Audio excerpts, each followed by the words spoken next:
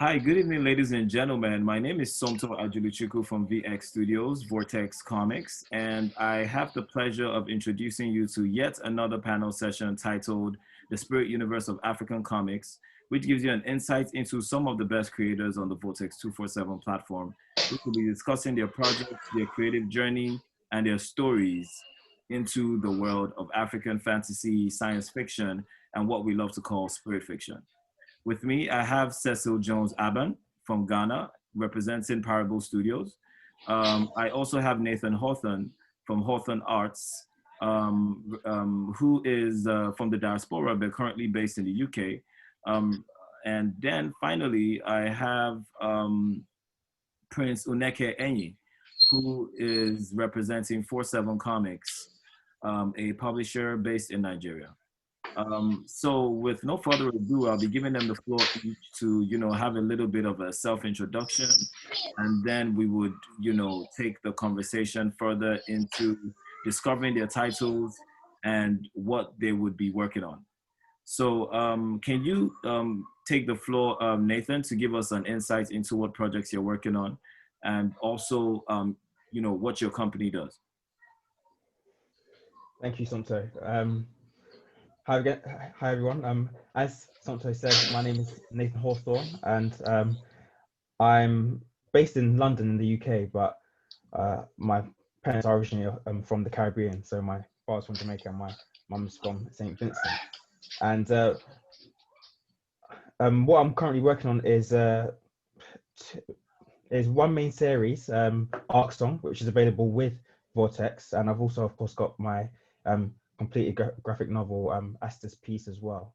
And they're both fantasy comics set in the same universe, but some time apart. And we're all about mostly fantasy, but we have some links with sci-fi as well, and looking into how far we can stretch those envelopes too. Okay, that's amazing. Thank you, Nathan. Can you give us some insights into, Prince? Can you tell us a bit about yourself and also 47 Comics, please? All right, good evening, everyone. My name is Prince Onekemi, and I represent 47 Comics, so 47 Studios, as we also like to call ourselves. I co-founded it with my friend, Kingsley Eze, in 2016. We set it up when we were in school. And the idea behind 47 Comics is essentially bringing the Nigerian experience from the context of superpowers and fantasy in a way as to make it seem relatable to everyone, not just Nigerians. So essentially, we were like, what would it be like if the world was this exciting? If people in the context of this society had these abilities, would they just charge fully and be like, hey, I'm this, I'm that, I'm going to stop this, I'm going to stop that. So essentially it's taking fantasy and mixing it up with our society as we understand it in a way as to create a story. Oh yeah, that's amazing. Thanks, Prince, for giving us a little more info about yourself. Mr. Cecil, can you give us a little bit of insight into your journey, who you are, and also Parable Studios?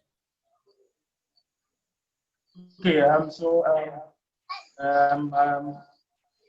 know where to start from, because sometimes I get confused trying to use parables or my pharmacy background. I'm a cartoonist, and I'm a trained pharmacist as well, but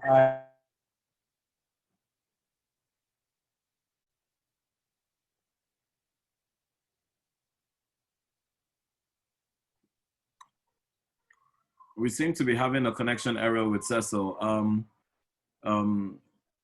Okay, in the meantime, I'm just going to get into conversation with Nathan.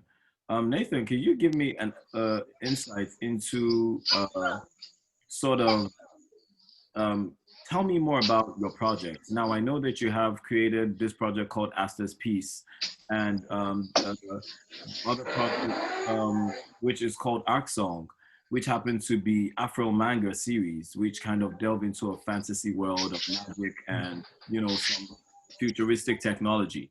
Can you give us an insight into your journey into creating these worlds and, these characters? How did you come about them? So as I said, Estes Peace and Arc Song are two separate stories that exist within the same world. So the first story that I came up with was the first chapter of Arc Song, and Arc Songs was basically built on the principle of I wanted to make a story which similar to what Prince said, where it's relatable.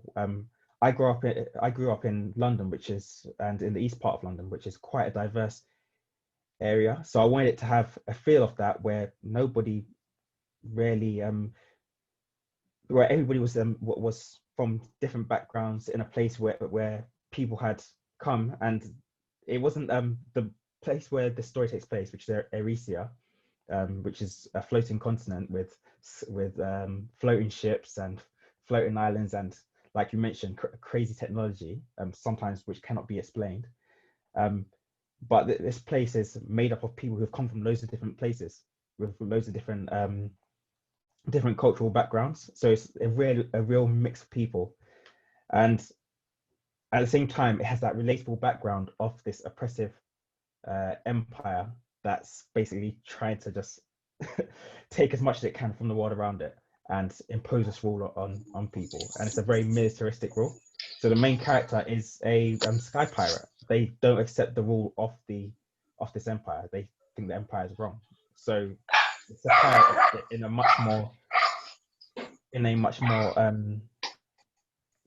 much less negative way that we tend to see it in our world, where when we think of pirates, we think these lot might be up to no good. Instead, with Arc Song, that sort of, especially with our main cast of Lyrica, the main character, and her crew, they're people who are out there trying to basically be like Robin Hood type figures, if you're familiar with the folklore of Robin Hood, where they take from the rich empire and give to the poor, or they stop the empire from imposing this aggressive rule on people. And it just comes from that sort of background, and where the powers come in and weave themselves in is where it is through ancient things which date all the way back to the story of Estes Peace. So by reading Estes Peace, you get a better idea of the whole story of Arc Song and where everything's coming from. So I like that when stories interweave, whether it be hundreds of years in the past, hundreds of years in the future. So it's all taken from a much larger mythology, which we're slowly going through, and which over time will hopefully all be available on the Vortex website and through that channel.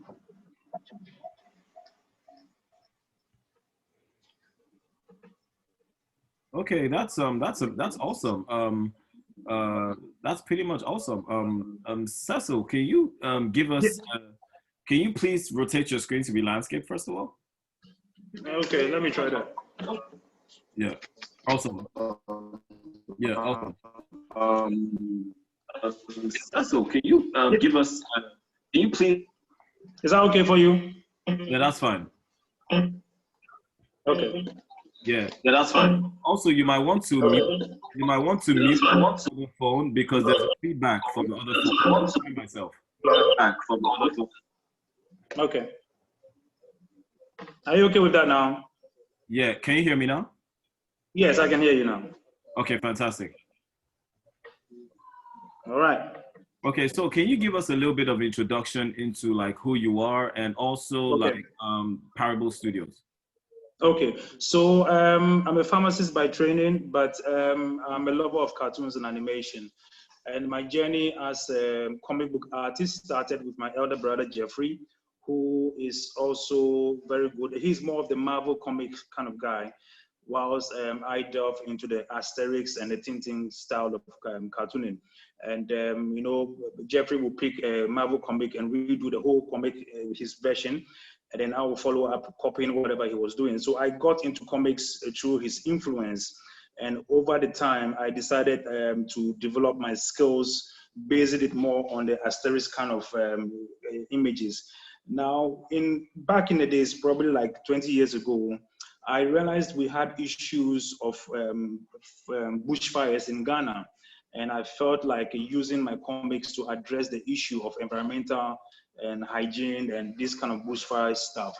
So Jeff and I created this character called Mighty Joe, where we compiled a series of themes like bushfires, deforestation, flooding, and we created this superhero who was specifically dealing with environmental issues because that was the issue of the time. And unfortunately, we didn't get sponsorship, we didn't get anybody to support, and the culture of comic reading in Ghana wasn't very much. And so actually we shelved it. And then just recently, probably 3 years ago, we discovered another opportunity to come back with the Mighty Joe when we had issues with water pollution in Ghana. And we felt like, okay, this is the best time to relaunch the and then rebrand Mighty Joe and started. And it looks like this time around the Mighty Joe character worked very well, especially with the teenagers. And fortunately for us, the comic culture has risen up, and I just realized that this was the right timing for Mighty Joe, and just perfect for now. Okay, Mr. Cecil, are you still there? Okay, please, you may have to forgive me.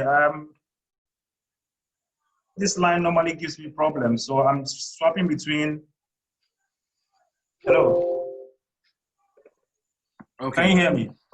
Yeah. We're trying. Can you? The network was bad on the desktop, so I tried to use the phone, but the phone also just went off, so I have to come back here. Forgive me. Okay, that's okay. We can hear you. So yes, I think we got most of that. I'm going to Prince, can you talk now? Are you Yes. So so in recent times we decided that okay, now that we tested the idea with the kids and we produced the first, it's supposed to be a pilot animated series. After producing the animated pilot episode, we realized there was a need now to go into comics. So we created the Mighty Joe comics because now is the time we realize that we have the culture of comic reading in Ghana. So we decided to take advantage of it. It's interesting. The kids love to read it. And fortunately, we came into contact with VORTEX and we decided, okay, I think it's going to be a great platform to have Mighty Joe. And so far, I think it's been working very, very well. So basically, this is the idea behind what we're doing, and it's been picking up, and I'm pretty excited that it's even on VORTEX now. Okay, that's amazing. Thank you so much, Cecil, for like sharing that with us. Prince, are you set now? Can we have a conversation? My battery is about to die though. Okay. I don't know how it's gonna be. let's try to run this through as quick as we can. So, Prince, can you give me some information about who you are and 47 Comics? And after that, can you tell us a little bit about characters like Odogu and Tinker? All right, so like I said, my name is Prince Nkezie. I started drawing as early as I can remember, so early that my parents had to tell me how early it was. So that's how far back in the past it was. So, and of course, the first avenue, or one of the avenues, was comics, and it was really fun. And all through school, I would invent different kind of comics for myself. Some I can't even remember. When I got into university, I met Kingsley, who I co-founded the company with, and we decided to set something up. I met him in 2014, but we're only able to bring the idea to life in 2016 because we, unlike most people who operate it by themselves, we decided to, come together, bring ideas together, and build something. So that's really the basis for our association, our company. We're both fans of DC, so it was really easy to connect. I saw one of his images one time. I was like, hey, this is good. I also do this. And we decided to band together, and we came up with 47 Studios. We have about 6 other members in our team, and we're doing our best to put our material as much as we can. So Odogu is a very interesting character because it's really about where we schooled. Okay, so he came up with the idea like, hey, if we were to form a super strong character, what would we call him? So essentially, we didn't want to go English. That's how we put it, and I agree with him. So we decided to look for something like a specific Igbo term because that's speaking where we schooled. That's the second language, or rather the main language, but education gave us English. And decided to come up with Odogu, and yeah, decided to go forward with that. So essentially, Odogu just means strength, or a man who is capable. So that's really the idea behind Odogu. And it was inspired by a mutual friend. He designed, the way the character looks is closely related. The resemblance is actually from a real person. So we try to, ground it in reality, even though that seems a bit paradoxical. We try to ground the basis of the character in reality. So essentially, because actually trying to figure out why he has these things. Because prior to getting those powers, he's just a normal guy who wants to have a normal life. So in this story, it's almost, like when someone gets a calling, or when someone, it's a story about destiny. What is he going to use this to do?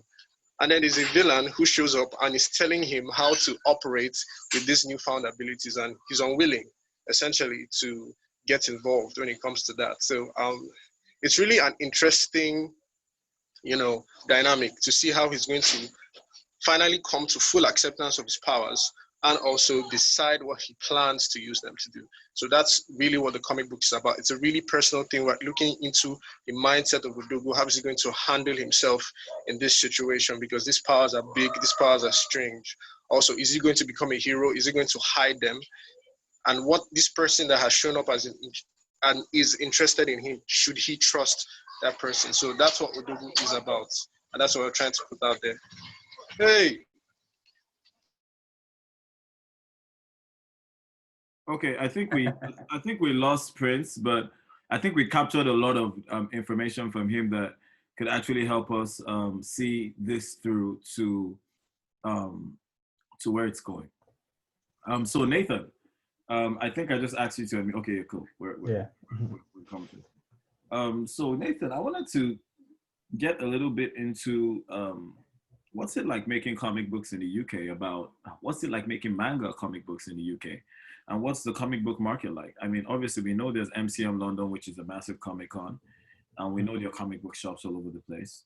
But for a creator of color, making indie stories, what is your primary source of actually getting your comic books out there? Is it digital or print? And what is the business like? What has the business been like so far? It is print.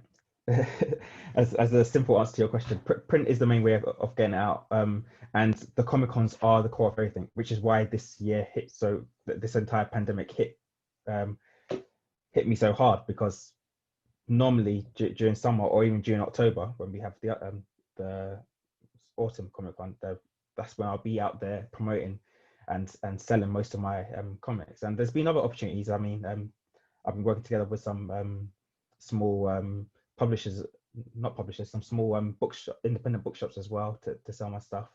But yeah, it's been rough, because when it comes down to it, people go to Comic-Con. Well, there's a section of people that go to Comic-Con for just the indie comics. So they go there knowing that they're going to look through our aisles and pick up comics. And we didn't have that this year. So normally that's great, and they'll literally be flying off the shelves. Loads of people will be buying the physical comics, and we might sometimes get some digital ones to support that. People still seem to prefer physical in this country. I'm not sure why, but people do tend to prefer physical, and those who don't will go for that digital route. But yeah, it has been tough, but there has been a growing support over the years since I've started making comics, where first of all, people were surprised that it was a young black man selling comics that he had created, and the characters were diverse, and the main character was a black woman. They were surprised at first, and it was a bit slow initially, but when they saw me again and again and again, and they saw more books and more books and more books, they were just like, oh, wait a minute, this is here to stay. And there were a few other comic creators from the area and from the areas outside of London as well, who started coming as well. So there's been a growing support, and it's from people from all backgrounds. So of course, a lot of our customers are are Black people, are people from a non English background. But we do get a lot of support from English and European people. We do get a lot from the Asian community as well. So, you know, it's really good to see that support growing and that awareness for the fact that there's a whole lot of stories that are being told that don't fit the mold of stories that people have been used to. So they don't fit that DC Marvel sort of formula. They don't fit that traditional manga formula, because even mine, you may refer to it as manga, and loads of people do, but a lot of people say, I can tell that you take influence from manga. There's a bit of manga styling in there, but it's not, is it? It's not quite. I'm just like, not really. No, it's not. So it's when they see that something new's coming, it's been a very positive response. It's just taken some time to build up. And so, like I said, this whole pandemic was a major hit to the business, and hopefully it will spark up again once the world starts opening up a bit more. Can I ask Nathan a question? What would you call your style comic development? If it's Sorry, Cecil, you cut there. Could you just repeat that, please?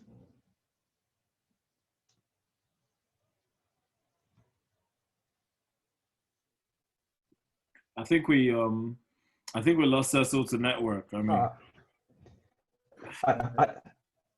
I think what he was asking was what would I call my style?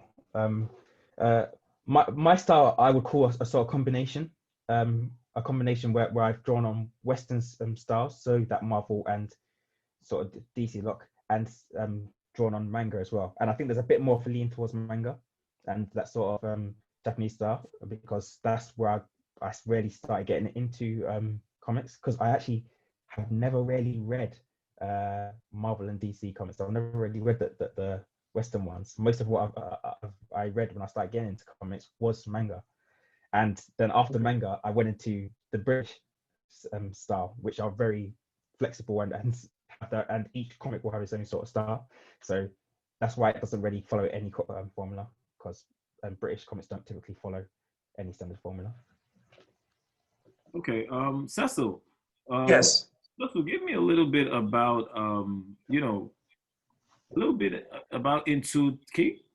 give me your perspective and your thought process when creating the villains in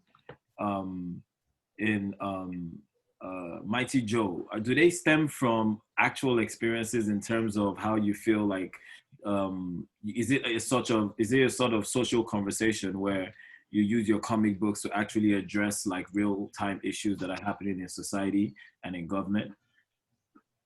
Yes, basically, for instance, it's based on real life scenarios. For instance, the Mighty Joe Galam Slade episode, which you have on your platform, we had this lady in the country who was always messing up our water from China. So I based that particular character on that lady. So you could hear some Chinese being spoken in the introduction of the movie. I'm just using the movie as an example first before I do the comment, but that character was based on her. And I had a lot of criticism because they were saying that we're going to have issues with the China government. I said, well, this is the reality on the ground. It's been in the newspaper. We've all seen her. So if I base my character on her, I'm not doing anything quite different from what you already know. So let's let the truth be spoken. This is that a woman who is actually messing our waters up, and we need to tell that to the world. So yes, I use real life characters to tell my story. Basically, I have to base them on real life scenarios so that it becomes more meaningful when I'm communicating my message. It's something that we can easily relate to. So that's how it's been like.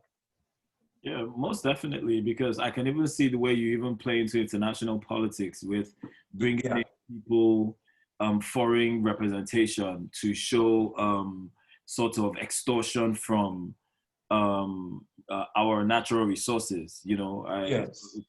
It's a very interesting play there. Can you give us an insight into how you started the animation production journey for Mighty Joe? I believe you started as a comic book, but now it has a series of animated short films. How has that been like? Yeah. And what's the transition? Okay, so after developing comics, I went into storyboard development. From storyboard, I felt like I could do more drawings. So then again, my elder brother who did his, he went to the university and his project work was in animation. So that's when I got my first touch with animation. And since then, it's been doing, I do a lot of watching behind the scenes of most movies, like the Disney's. I'll focus on the behind the scenes, how their processes are, because I didn't have a formal training in animation.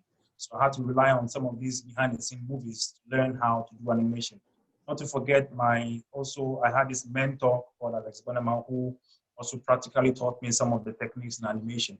For Mighty Joe, the transition wasn't too difficult because I've been used to doing a lot of animated music videos and stuff. So I felt like now there's a need, we need animated content. Captain Planet is gone, but we need something in Ghana where the kids can actually say, this is somebody who is a Ghanaian and we can easily relate to him, he's our superhero. So we decided, okay, then let's create a cartoon because apart from reading, they need something to watch on TV. So we decided to move into animated series. It was a challenge. We needed to get the right voice actors, to get the characters right, the villains, the subject matters and everything. But so far, I think we did the best selection of the superhero voice act and all the other people. And I was just surprised to know that we had a lot of voice talents in the country who were. We've done 4 episodes and we are currently working on the 6th and the 7th episode. We are targeting 13 episodes. And at the appropriate time when we have the right investment, we can just get on TV with these episodes. Creating Mighty Joe has been fun for me personally. Every day I'm doing Mighty Joe superhero. I'm drawing, doing backgrounds, other people are doing voices and stuff. So it's been an interesting journey for me. Yeah, most definitely. I've had the pleasure of actually coming to your studio and actually recording at your voiceover studio, which I can never forget. Oh yeah, I remember. Really amazing experience, and you have a lot of amazing talent around you at the studio. Yes, thanks. So Nathan, can you give us some insights into you have this program which I see you run on your YouTube, which is a tutorial session rather, where you get to talk to young artists on how to develop their art and become better at their art. How would you say is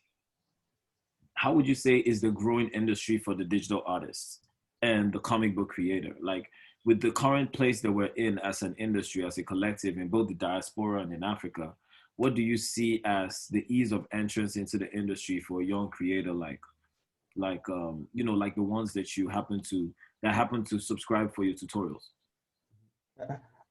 I think that the way in from what I've seen, especially if you're trying to appeal to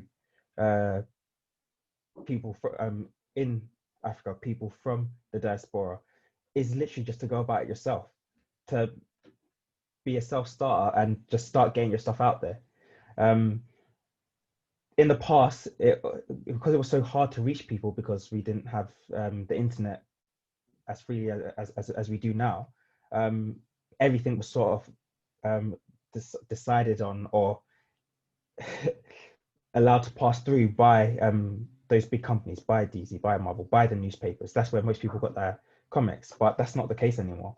There's a lot of people making a lot of money by just publishing themselves, so either online or with physical copies, and they get that into stores. So with all that we have now, whether it be Patreon, whether it be in Coffee or all these sort of online platforms, or just our own websites, there's so many ways for young people to really, once they're ready and once they're confident in their ability and once they've got that story to tell, to just start putting out their stuff. And I think that when it comes down to it, that's all it is. It's just when you're ready, just go for it. And that's what I'm trying to do with the YouTube channel, just support young people and give them what they need, so that when they're ready, they can take that step and just start uploading, start sending that information out to people and saying, hey, check out what I've got. And it's great that we've got things like Instagram, that we've got like I said, all these platforms that I spoke about, to find people to share our work. And then when we've got organizations like yourselves and others that can help propel that even further, then it's pretty much only a matter of time until people get to see it. Where you go from then is just up to you and how you operate as a business person, which is, to be fair, one of the tougher parts. Yeah, man, totally, man. Appreciate that. So just to give a final wrap up to this session, Sasso, can you give us an insight into like what kind of projects we should be expecting from the end of 2020 to 2021 from Parable Studios? I know that you started to actually delve into Ananse and go into like more friendly, relatable content. I've been seeing that on your social. Can you give us an insight into what we can be looking forward to? And just also what you see as the future of the comic book industry and how you feel African comic books are going to be impacting the global stage in the next 5 to 10 years. Okay, so for Parables, we have a lot lined up, and the biggest on the table is, we've been used to doing, let me speak for animation, then I move to comics, because most of my content, I produce the animated content, and then I produce the comics as well. And so some of the topics that we decided to do, apart from environmental, is to delve into the history of Ghana and to tell the African story, the African way. And one of the ways we are telling is some of the historic events that led to our independence. And by that, I'm speaking about this project that we did about 10 years ago called 28th Crossroads. It's an event that actually sparked the drive for independence in Ghana and the ultimate beginning of independence from British colonial rule. And the previous movie was just about, I think, 50 minutes. And I think it's the feature film in Ghana. It's not been done before. But this time around, we decided that we are going to give ourselves, stretch ourselves a little bit and do a full 60-minute content. And we've been working on it for almost like 7 months. Unfortunately, because of the COVID-19, we're planning to launch it this year. And because of the pandemic, we have to push it to next year in 2021. So currently, this is what we're working on. So when we are done with the movie, we just move into producing the comic contents for that same movie. Also, so this is one of the biggest things that we're doing. Of course, we're also doing mini stories like the Nancy stories, which we hope to release in December, and then again follow up in 2021 with comic book and stories as well. So these are the 3 main things that we are doing here. Mighty Joe, for now, we've gone a little bit low on Mighty Joe just to get this feature film out there, because we believe this is a great story that people need to hear, and we are planning to launch it on a global scale. So that is what we're expecting to be done this year. And I've been working tirelessly. Producing 60-minute movie is not the same as producing 5 minutes movie and 7-minute episode. And it is a lot of details, and almost every day we're working towards it. And I'm hoping that by the end of December, we have done like 90% of the job, and then we start our publicity, and then probably February launch the movie itself. And trust me, when we do the comics as well, you're going to have it on your platform as well to get it on a global scale. Well, thank you so much, man. I mean, I'm sure definitely working on an animated film is a dream for a lot of studios, and for you, yes, it takes a lot of courage, especially doing that independently as as an independent producer in a studio. It must take a lot of dedication from the entire team. So, hello, I must commend you for that. Thank you. Hawthorne, can you give us a little bit of insight into what we should be expecting from Hawthorne Arts for the end of the year to 2021, and also like what you see as the future of African comics and comic books from the diaspora within the next 5 to 10 years? Sure. For Hawthorne Arts and what we'll be producing, we'll be coming out with at least one more chapter of Arc Song, so that will be chapter 7. We were partway through it when the pandemic started, and we were hoping to actually get ready for the October. This pandemic has ruined everybody. It has ruined everything. It has.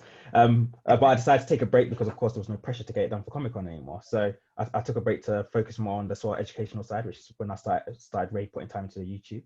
So, but we'll be returning to that to continue the story of Arc Song and where they go next with that. Also, they'll we'll also be looking into our other comic series, which has been on pause for a while as well. It's an online digital comic called Chronicles of the Novus Avon. It ties in to the whole universe that Arxon's part of, but it's a different planet. And we'll be looking to restart that, because I know that a lot of people have been asking, when's it going to start back? We found it, but it ends on a cliffhanger. So we'll be carrying on with that too. When it comes to African comics and comics coming from the diaspora as well, so from the Caribbean and from people elsewhere in the world who originate from Africa, I think we've got a very positive future ahead of us. I mean, as constantly, like day after day, I'm constantly receiving messages on Facebook from young up and coming writers and artists saying, "Hey Nathan, I've seen your stuff. How can we do what you're doing? What sort of technology should we use, or software, stuff like that?" And people sending me their characters, or like linking their characters to me on Instagram and saying, "What do you think of this?" So there's lots sort of brewing under the surface. So I'm just waiting for those young artists to pop up as adults with complete work or finished work in a few years, and to see what they have. And also I'm waiting to see more of what's already established, what's already been made, but it just hasn't reached us yet. So say for example, Cecil, the stuff that you're doing sounds amazing, and yet I haven't had a chance to fully become acquainted with your work yet, and I'm looking forward to that becoming more accessible, and that happening all over the world. So more of African American stuff coming over here, more African stuff coming over, more stuff from Europe going over to you guys, just so that it becomes one whole sort of community worldwide. And I think that we're moving towards that, and we're getting closer and closer and closer with each passing month. And yeah, so I think the future's bright for the African comic industry. Well, yeah, most definitely. I must say it's been an amazing session hanging out with you guys. At this session, we've had Prince Oneke Enyi of 47 Comics. We've had Nathan Hawthorne of Hawthorne Arts. And we've also had Mr. Cecil Jones Aban of Parable Studios. We're super excited to share more information about these guys. You can probably see their information of their social media and their websites on their boxes. And you please feel free to reach out to them and connect with them. So, we can spread the gospel further of African comic books.